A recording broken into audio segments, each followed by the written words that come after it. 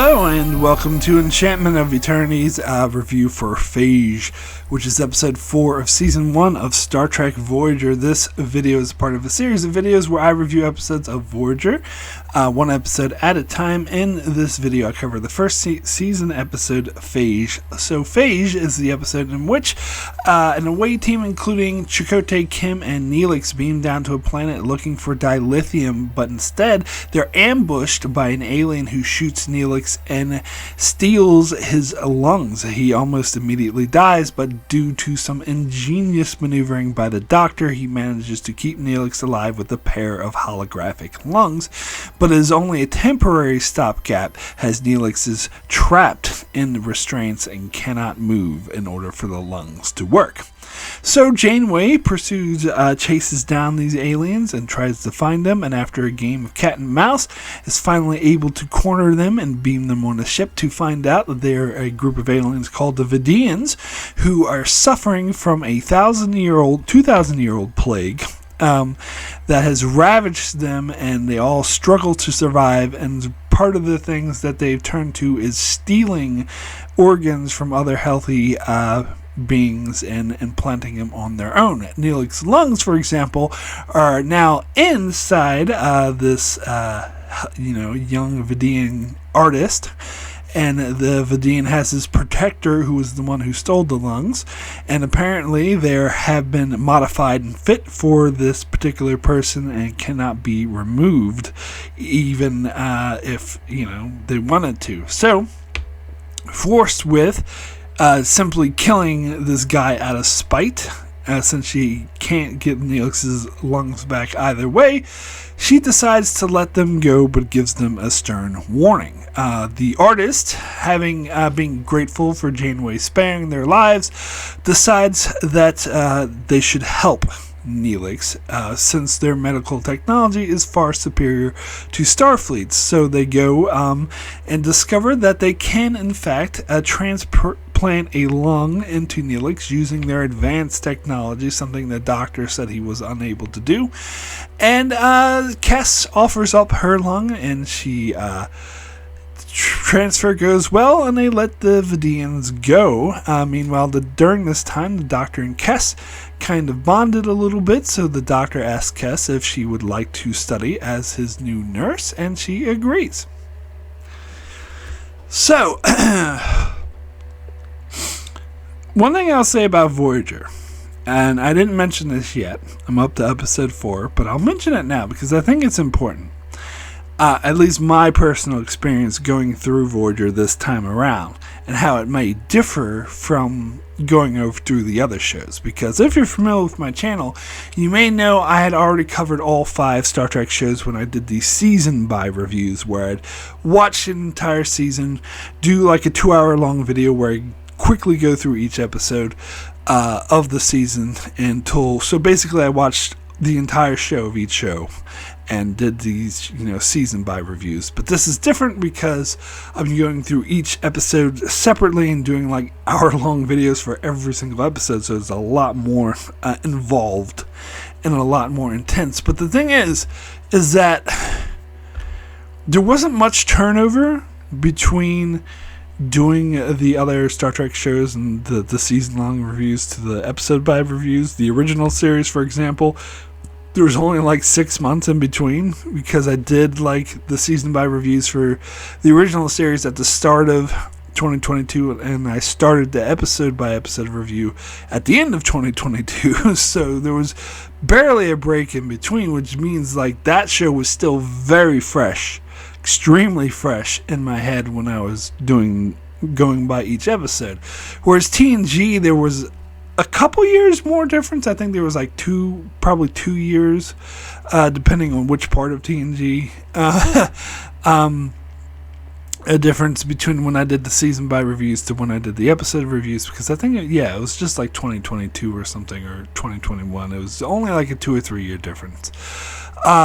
Deep Space Nine had a slightly bigger gap because I did the season by review in 2019, late 2019, early 2020. And I started DS9 2024, so there was like about a 4 year difference, 4 to 5. However, where this is relevant for Voyager is that Voyager was the first Star Trek show I did the season by review for, and I believe that was all the way back in 2017. So there's an 8-year difference. So this by far is the biggest contrast, the biggest break between having watched the show all the way through and then watching it again. As I said, with TOS, I watched them like both in the same year, and TNG there was like a couple year difference, and DS9 it was a couple more years difference, but it wasn't this big 8-year gap. So the reason why I bring that up is because that means that I'm sort of less familiar with these episodes than I am, or it's like less fresh in my head, I should say, than I am with the other shows, because it's been a lot longer since I've seen it. And that, I think, makes a difference, because my opinion is more likely to change and to differ. And I think that's true of this episode, which is why I brought it up, because I think I was definitely more positive on this episode this time around than I was last time. Now, when I first watched this episode, when it first aired, this was during the time I was recording every single episode off the TV and then watching them on VHS over and over again. And I think, if I remember correctly, I think I missed this episode. Or maybe I didn't miss it. I don't know. But I just have this memory of not being as familiar with this episode as the other ones. I don't know. I'm starting to remember maybe I did record it off the TV. I don't know. It's hard to say. But the thing is, when I first saw this episode, I didn't like it. I thought it was fine, I guess. But I didn't know at the time that the Vidiians were going to be a recurring adversary, a recurring alien. In fact, when they brought them back later, I was actually quite surprised. And also, they changed them. They're definitely way different in their later versions. Here, they try to make them a bit more sympathetic, and that they only resort to stealing organs when it's like dire, and they have like almost like they have a protector, an innocent person. You have the protector going around whose job it is to keep that person alive. And they're a bit more sympathetic, like they were willing to help the Voyager crew out, and they only had this tiny dinky little ship that Voyager was very easily able to overcome. Whereas in all of a sudden, later on, they will all of a sudden be like this army, this force that go around stealing people's organs and like kidnapping them in order to harvest organs and putting them to work in hard labor. And they have these giant ships that are like much more powerful than Voyager. Now, I'm not saying that contradicts anything in this episode, because you could easily say that this is that these people just aren't a part of that military organization, so they didn't encounter the actual military ships. But that being said, and I just went over retcons with the Heart of Stone episode I just reviewed. This is a retcon. It is, because just because you say, oh, well, just because they didn't say it doesn't know. If they don't say it, then they're definitely implying that that's not the case. And if they totally make shit up, and it's like, oh, all that stuff happened off screen or with just different people, that's still a retcon. It is still a retcon. Now, but that's fine. Like, I don't have an issue with that. But I remember when I first saw it, though, it threw me off. Like, I felt like caught off guard, like I was missing something. It made me feel like, even though I had seen every episode, like I didn't miss an episode, but I felt like I was missing something. I was like, so wait, when did they become like this fighting army force that goes around stealing people's organs? Like, and as I said, I was surprised to even see them again. I didn't know that they were going to like be a thing based off this episode, because I didn't, be honest, I didn't find them that interesting. Now, getting to the main complaint I had about this episode, last time I watched it, was that the thing that really held me back from liking it were the scenes with Neelix.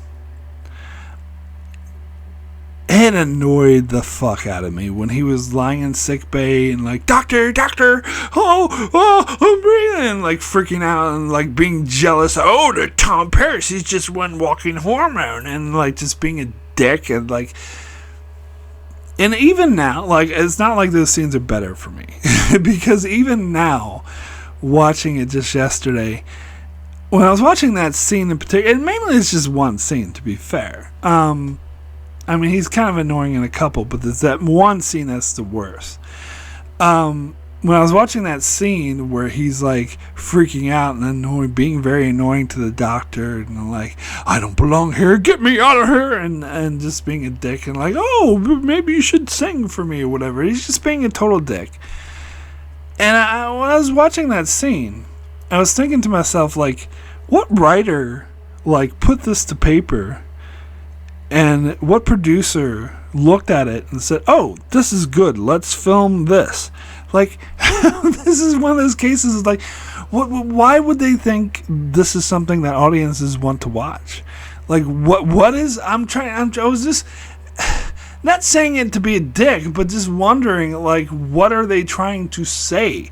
Like, what are they going for here? Like, what's their goal? What's the accomplishment? Do they want to show,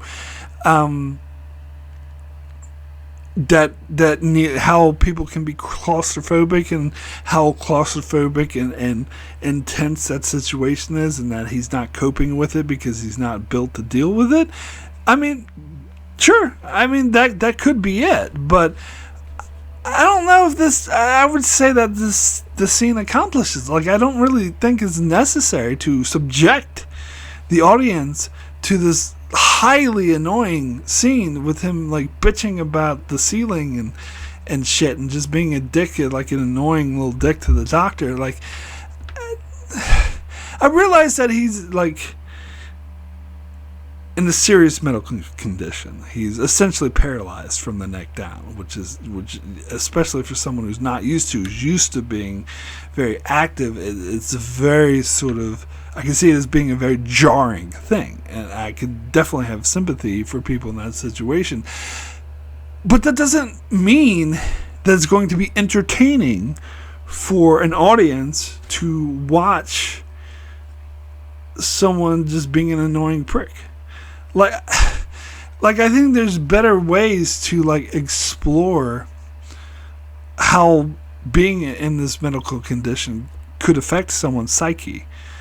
And I don't think that, maybe it's, I don't know, I'm just trying to understand it, because I think maybe it's just bad writing. Maybe I'm not saying that had to be sarcastic or be a smartass or anything. I'm just legitimately asking, like, perhaps like their intention was to get those things across, but they just didn't do a particularly good job at it, and so it just comes off as annoying.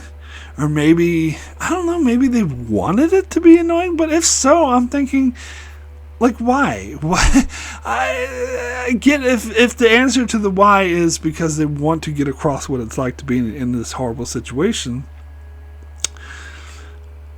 why would they think that's something that audience would want to watch? I'm sorry, I'm getting pretty circular now. I'm just circling around the same thing, so I'll move on. But still, it's just, I was very puzzled by when I was trying to analyze it and trying to give the writers the benefit of the doubt. I was just, why would anyone want to watch this? Like, I find it so fucking annoying.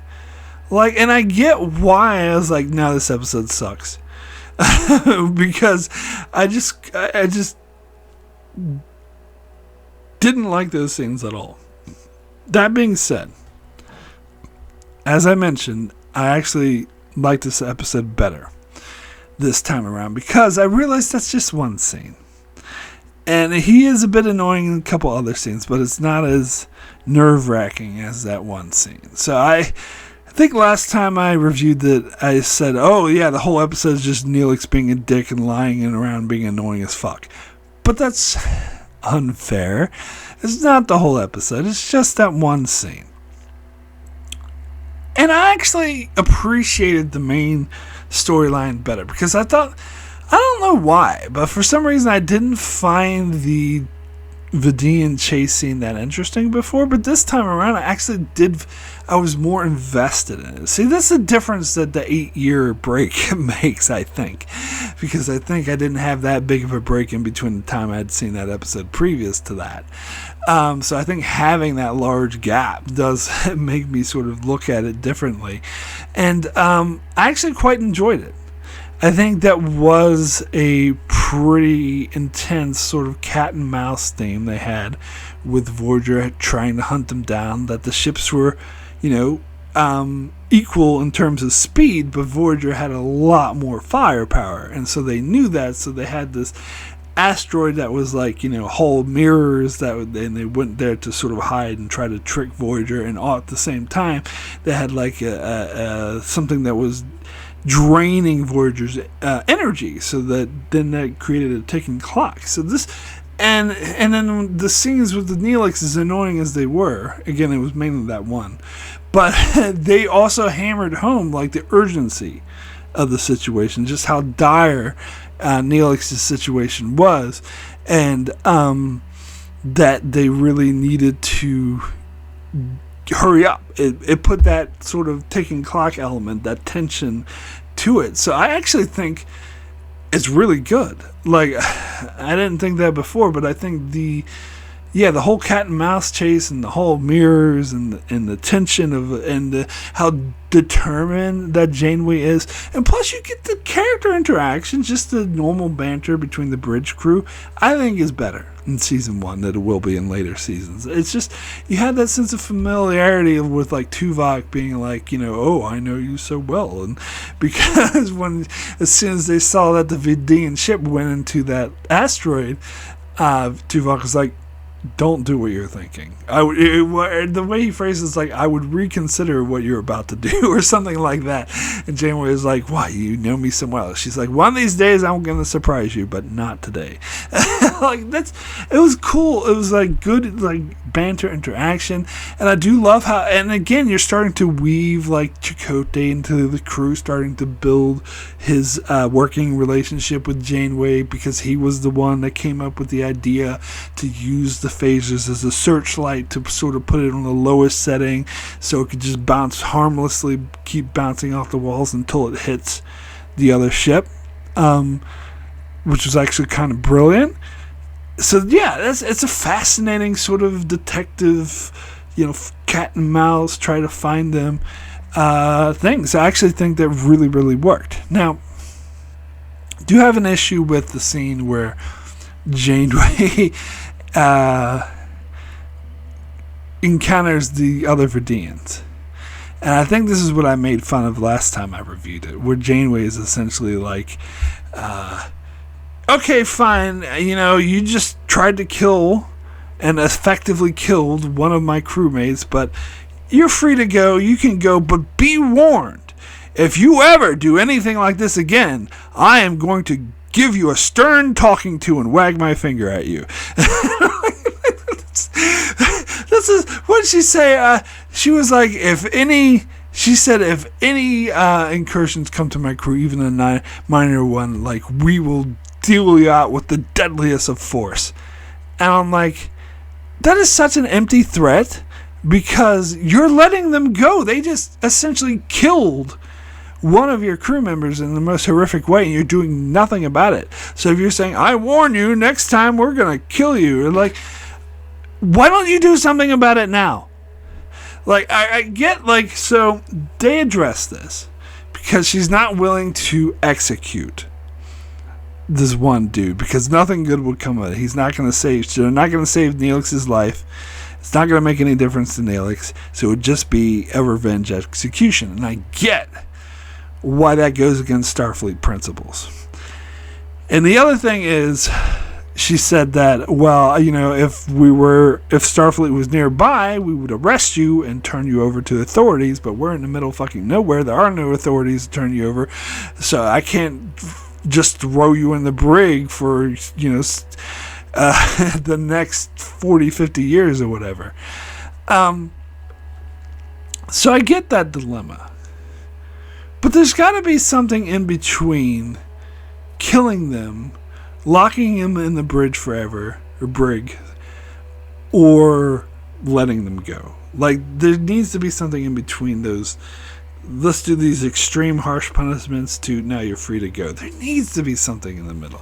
Because by letting them go, you are inviting further incursions. The whole stern talking to threat of, oh, I'll wag my finger some more if you do this again, is an empty threat. That's what it amounts to. If I were the Vidiians and I heard her say, oh, we're going to fucking meet you with deadly force next time you see him. If I was the Vidiian, I would interpret as, I'm just going to wag my finger some more. Like, because her threat's so empty. And so that bothered me. Like, that the fact that she was just willing to let them go after they freaking killed Neelix in a horrific way, like paralyzed them. And we see how horrific that is. And that they're capable of, like, doing that some more, and they tricked them in order to do it, and you're just gonna let them go? Get the fuck out of here with this shit. I'm sorry. I think putting them in the brig forever is better than letting them go. Here's what I would suggest kindly to Janeway. Put them in the brig until you're able to find an authority in the Delta Quadrant, which they will eventually, and I think she knows that eventually they will come across a fighting force or whatever and say, look, we had these prisoners, can we transfer them? And maybe it's someone, they might even meet a race who are aware of the Vidiians. They're like, oh yeah, I know those fuckers, they try to steal our organs all the time, we'll take them on. Like, again, this is like hopeful, like hoping that things would happen. They don't know for certain that the situation is going to come up, but they could at least, put them in the brig and say, well, we'll just deal with what happens to them later. We'll take it as it goes. If they end up being in the brig for 50 years, and they end up being in the brig for 50 years.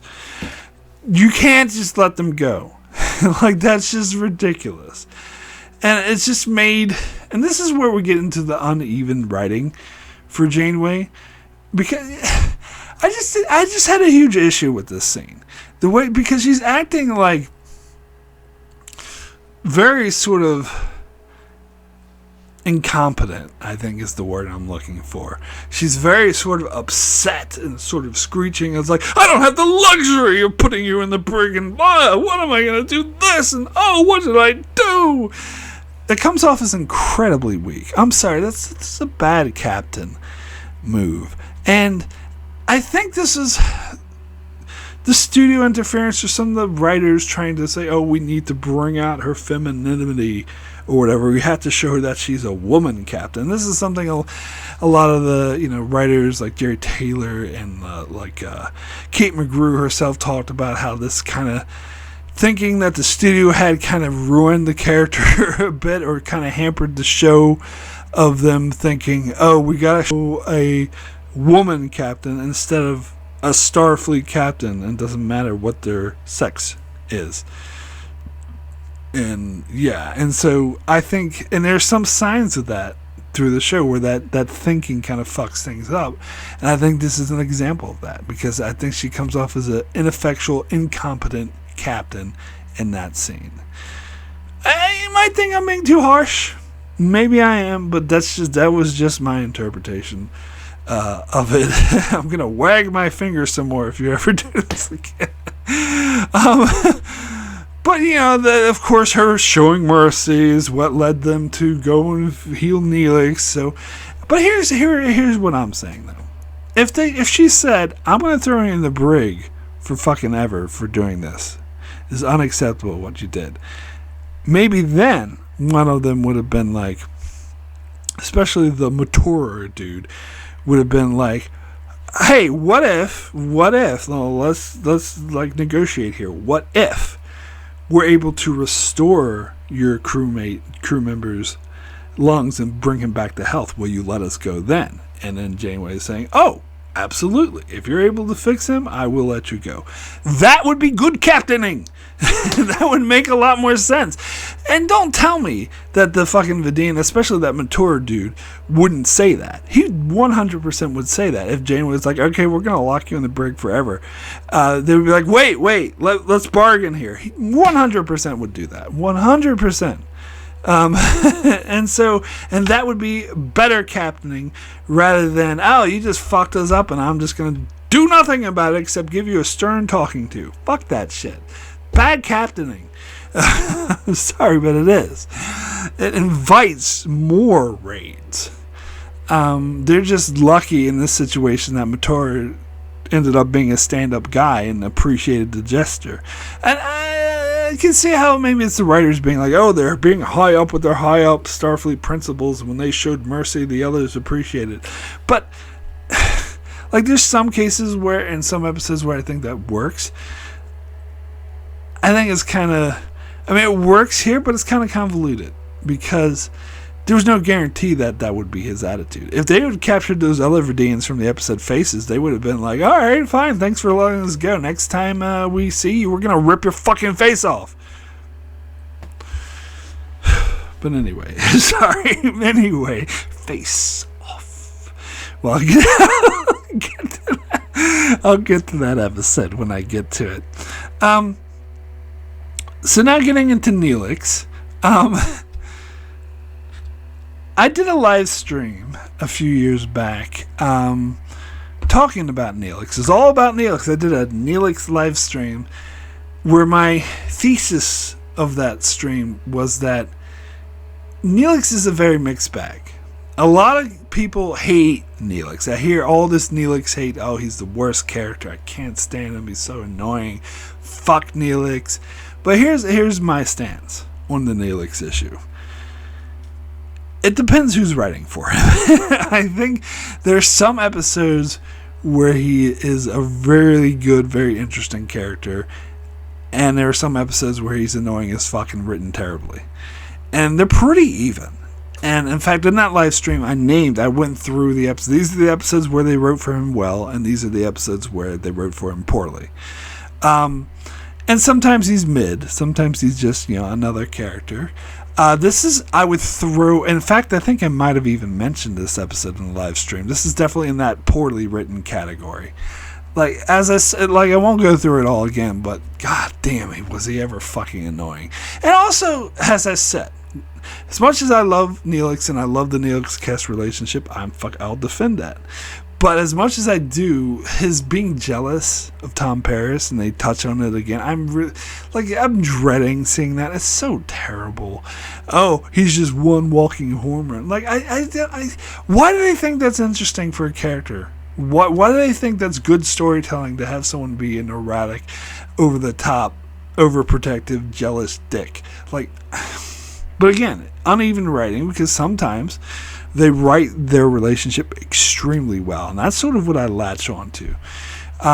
Because to be fair, there's other parts of this episode where I do think the relationship works. I think the way that Kes is willing to stand up for Neelix shows that it's just not a one-way obsession. It shows how much Kes is in love with Neelix and how much she appreciates him, and that she's willing to give up her lung. Like that moment where Neelix is like, no, I refuse, you're not allowed to, and she's like, please let me do this for you. That was a nice moment. That was a really touching moment. So you have moments within this episode where their relationship does and does not work within the same episode. But yeah, overall, I love their relationship, and I think that this isn't the best episode for Neelix. But and also it's interesting seeing season 1 Neelix, because season 1 Neelix is a very different creature as opposed to season 5, 6, and 7 Neelix. I don't even remember what season 2 is kind of like. Season 2 and 3 Neelix are kind of like in between of the two different types. I think season 4 also maybe, but leaning more towards the 5, 6, and 7 Neelix. But if you don't know what I mean, season 1 Neelix is a different character, totally different character than season 5, 6, 7 Neelix. And again, they do that with a lot of characters. They're just starting the show, they're finding their footing, and so I don't really blame them for that. But when I first saw Voyager for the first time and I heard about the character of Neelix, I'm like, so he's just essentially Voyager's Quark. And I think in a lot of ways in season 1 they do play him that way. Not exactly, not precisely, but more in the lines of those, scheming little, merchants that you meet throughout all the Star Trek shows. Usually they're just one-off guest stars, but then we'll make him a main character. He'll be this scheming merchant, slimy little conniving guy who doesn't really understand Starfleet. Alien, I should say, that doesn't really understand Starfleet or human values. And that's what he was in season 1. He was definitely had that more sort of edge to him, the more sort of despicable kind of edge. He had that fun-loving side of him does come out, like at the start of this episode when he doing all the cooking in the mess hall or whatever.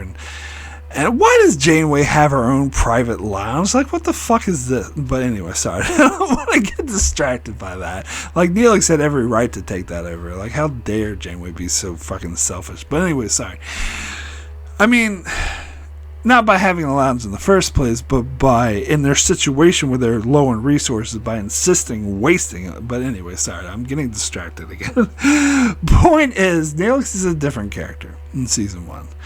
By the time we get to 5, 6, and 7, he's not that at all. He's like a goofball, kind of wacky uncle type who would babysit your kids and is good with children and just likes to mess around with people, but in a fun, loving, family-friendly way, which isn't at all how he's portrayed in season 1. Not it's a totally different character. But as I said, I don't really have an issue with that because Star Trek shows do that a lot. Well, they have characters act a little different in season 1 until they get the handle on their character. I will say this for Neelix. Unlike other characters, at least they found one thing for him to be and stuck with it. Whereas the other characters, especially Janeway, they'll go back and forth, and the writing is so fucking inconsistent.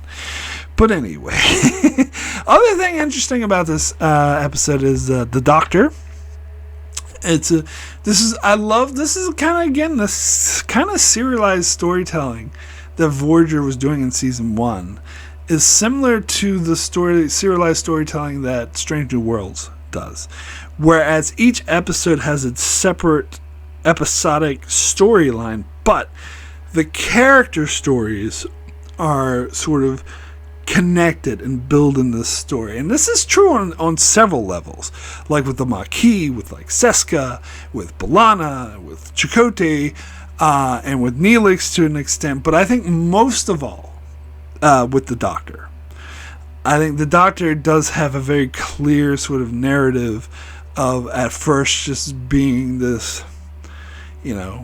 machine that's there. I'm the emergency hologram, and then slowly starting to grapple with the fact that he has to function as a Starfleet officer, so that leads him to become sentient, essentially, to become like an actual person, and to come to grips with that. And Cass is being the sort of innocent young person who isn't familiar with this Starfleet technology and doesn't take it for granted like many of the Starfleet officers does, that she has this wonderment and is able to guide him through what it's like to actually be a real person, while at the same time he's guiding her into learning the medical profession. So it's a really interesting give and take relationship that they'll completely throw away and ruin in season 3, but that's season 3.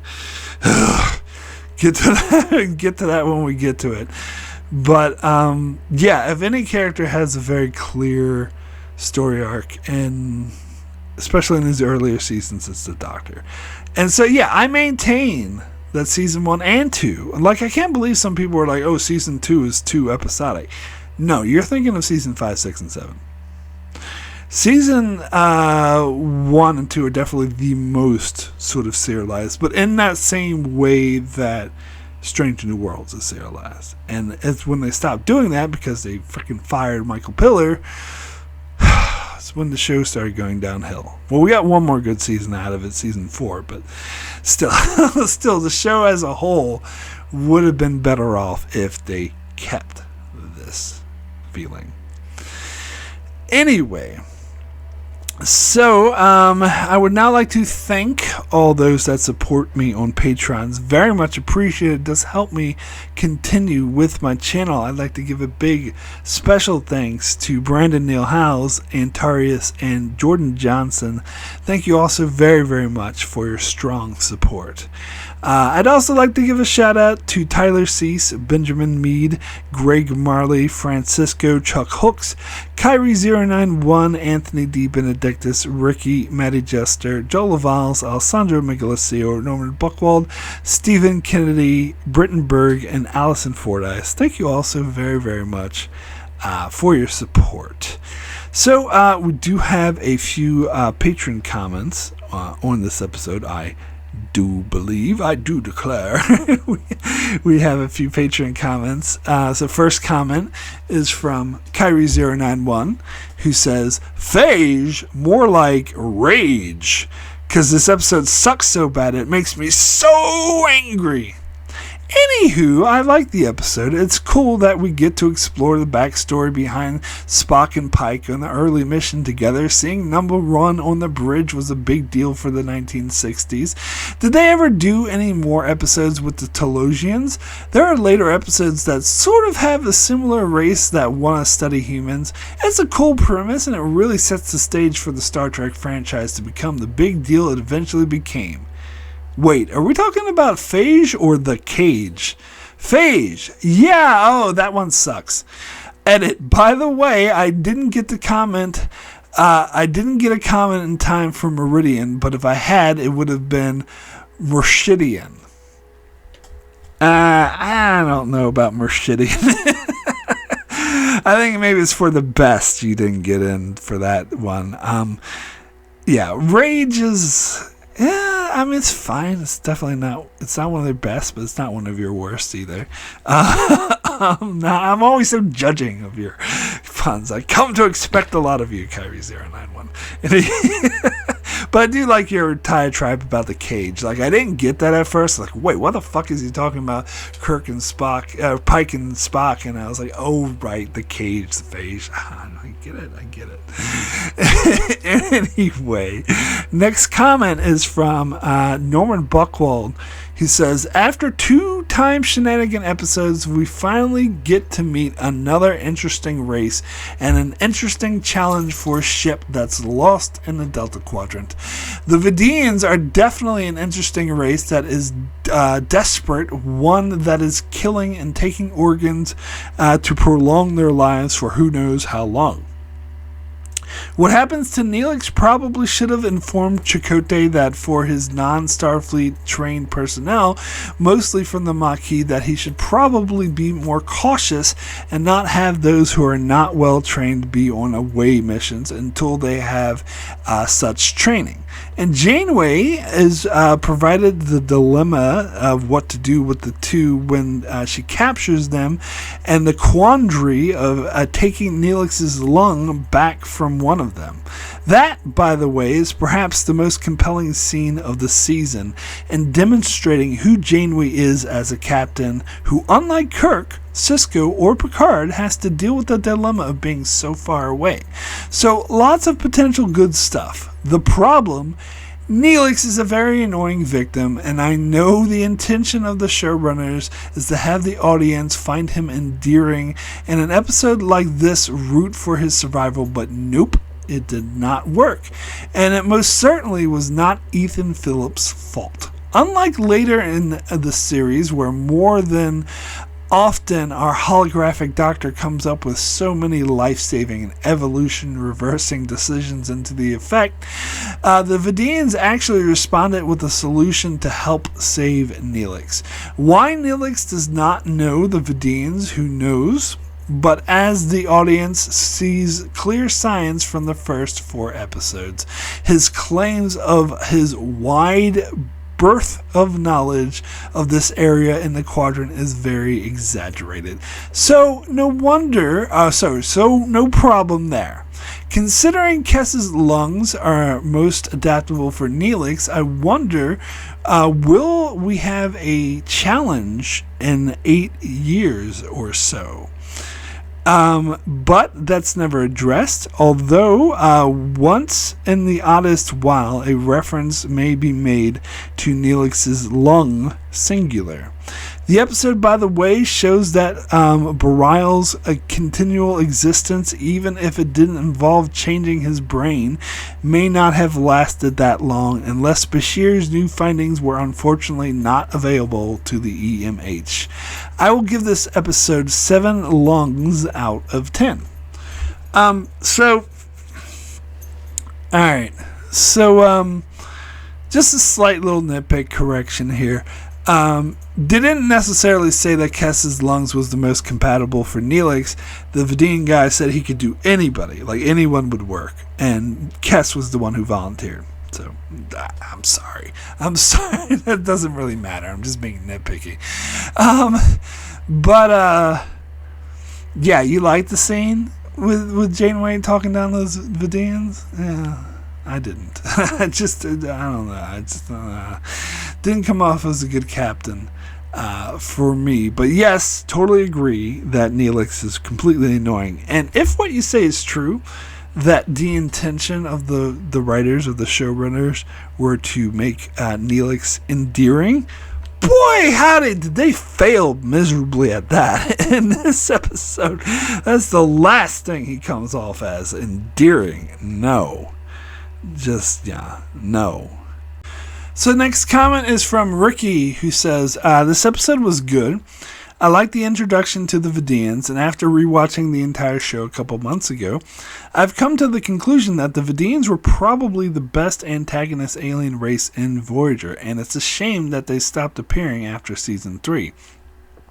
Now, I know because Voyager left the space, so it would make sense, but why in Season 7 would they bring back alien races like the Hirogen or the Talaxians when they are far away from their space, too, with no explanation? Actually, I wouldn't have minded to see the Vidiians in Season 7 than other species, but the episode shows us the scary and very intimidating alien races, and it was intense that they stole Neelix's lungs, and that's what they do. Now, the scenes with Neelix and the Doctor weren't the best, but you could understand why Neelix was very anxious, and I do admit that Janeway let them off the hook too easily. So, good episode, but each appearance the Vidiians will make after this will be so much better. To me, the best Vidiian episodes are Deadlock and Life Signs, so my rating is a 7 out of 10. I agree with you on your 2 favorite Vidiian episodes. Probably also my 2 favorite. Well, imagine that, Ricky. We agree.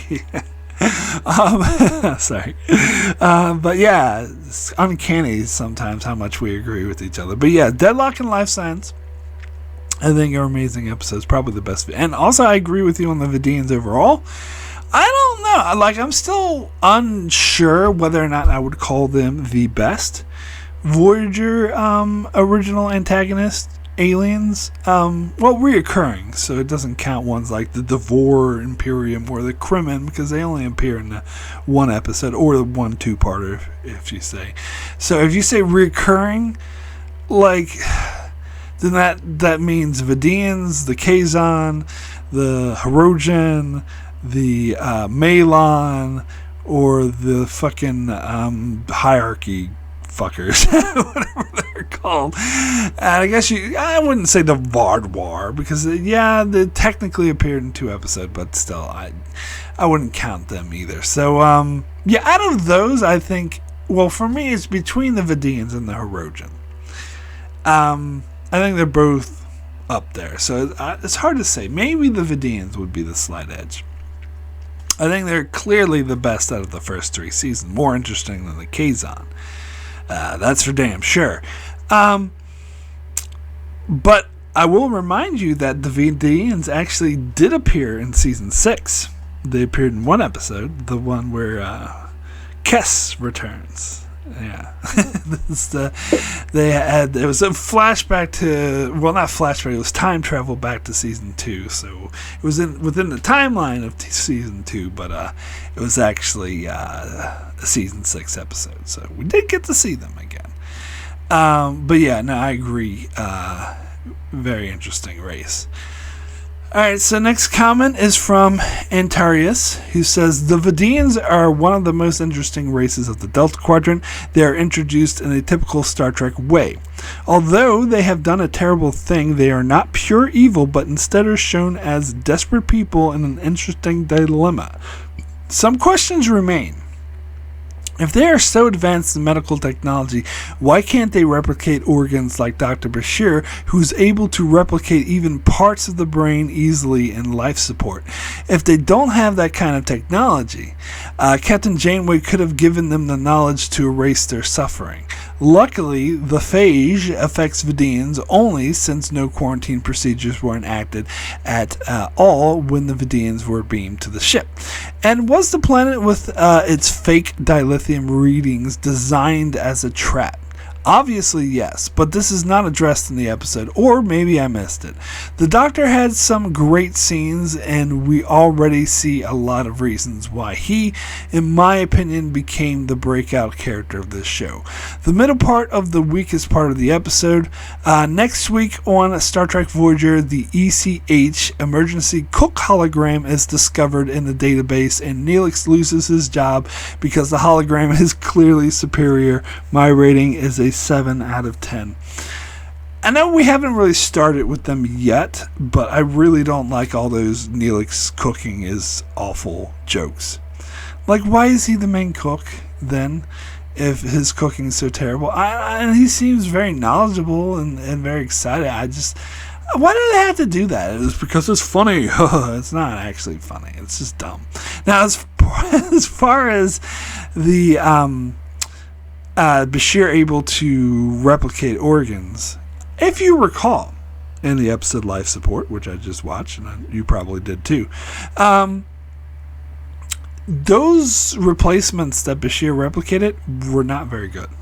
They were kind of just stopgap measures, and he wanted to put Bareil into stasis to further studies can be done.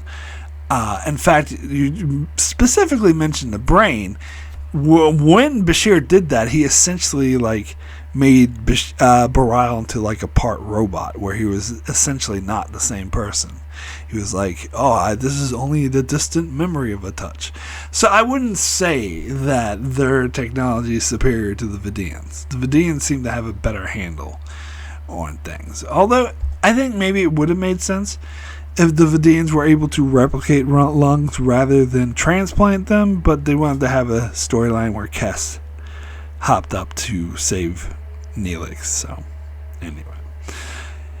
anyway, next comment is from Stephen Kennedy.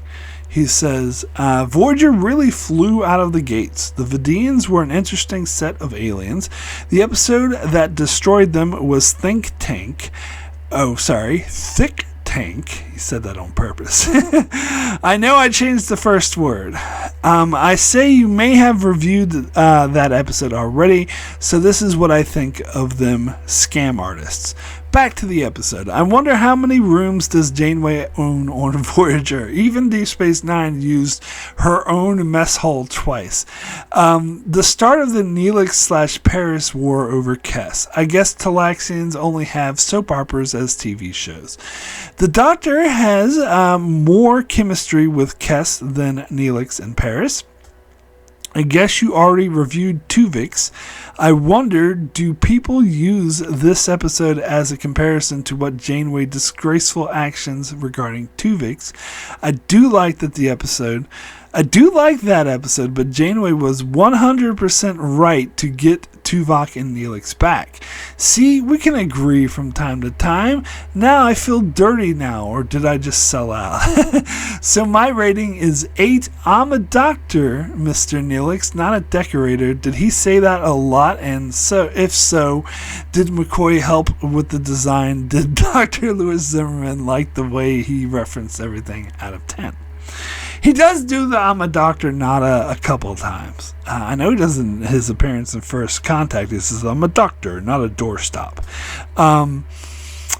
But I can't remember if I'm pretty sure he says it more than once. Obviously not as often as McCoy did. Now, don't feel too dirty about agreeing with me, because we actually don't really agree. So you can feel better about yourself, because you said Janeway was right to get Neelix and Tuvok back. Well, I guess we do agree, because I do think she was right to do it, yes. So maybe feel dirty then, because we do agree. But you said that you like that episode. Oh, so you can feel better, because we could not possibly disagree more than that. God, I can't stand that episode. And here's the thing. Maybe on the surface, like, we agree, because I think Janeway was in the right to get Tuvok and Neelix back. But the thing is, it's not murder.